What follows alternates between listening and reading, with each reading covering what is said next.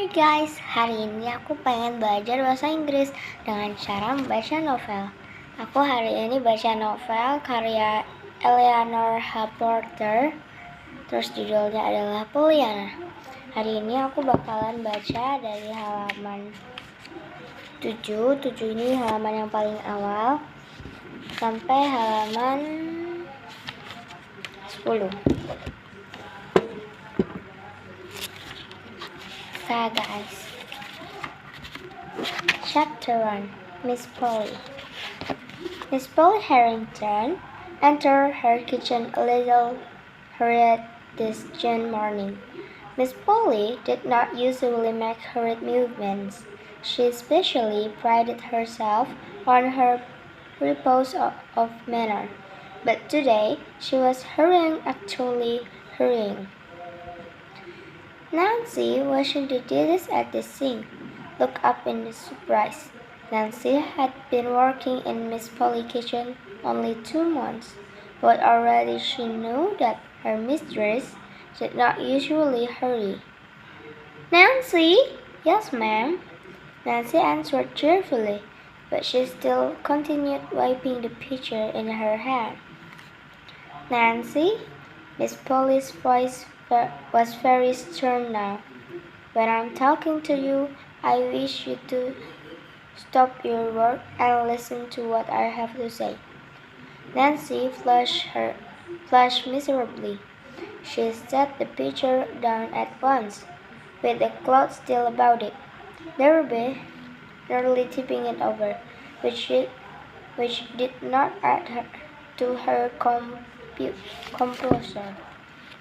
Yes, ma'am, I will, ma'am, she stammered, raking the pitcher and turning hastily. I was only keeping on with my work, 'cause you specially told me this morning to hurry with my dish, you know? Her mistress frowned. That will do, Nancy. I did not ask for explanation. I asked for your attention. Yes, ma'am, Nancy stiffed aside.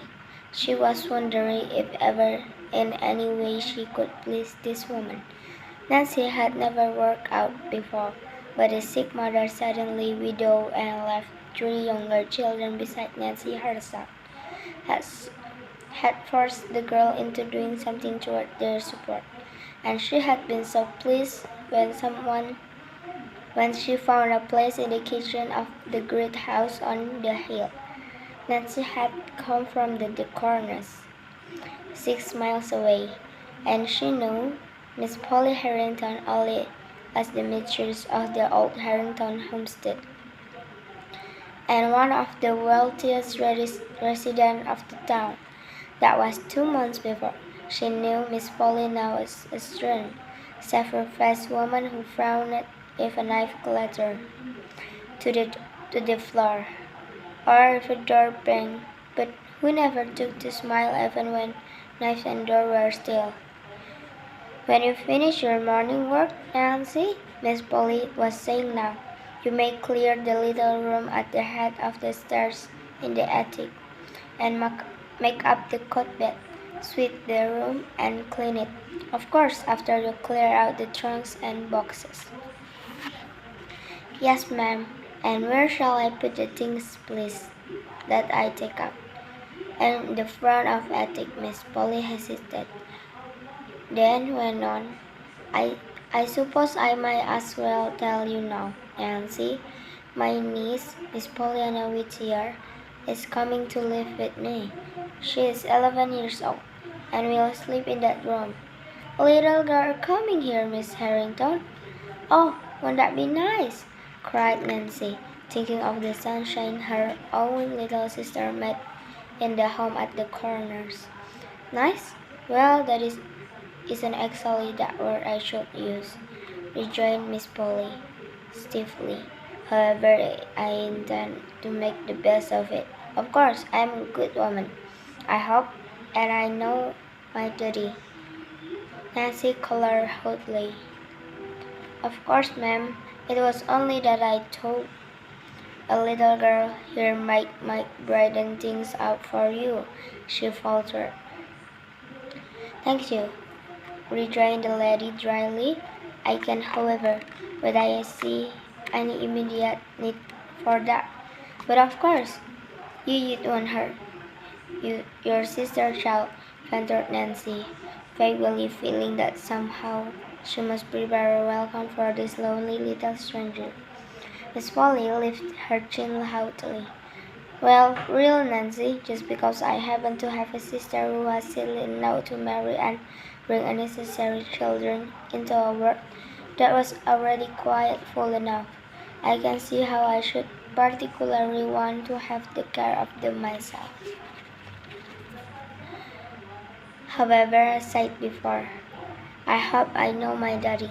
See that you clean the corner, Nancy, she finished sharply as she left the room. Yes, ma'am, sighed Nancy, picking up the half-dried pitcher. Now, so cold it must be rinsed again in her own room. Miss Polly took out once more the letter which she had received 2 days before from the faraway western town, and which had been so unpleasant a surprise to her. The letter was addressed to Miss Polly Harrington, Beldingsville, Vermont, and it read as follows: Dear Madam, I regret to inform you that the Rev. John Whittier died 2 weeks ago, leaving one child, a girl 11 years old. He left practically nothing else save a few books. For, as you doubtless know, he was the pastor of this small mission church and had a very meager salary.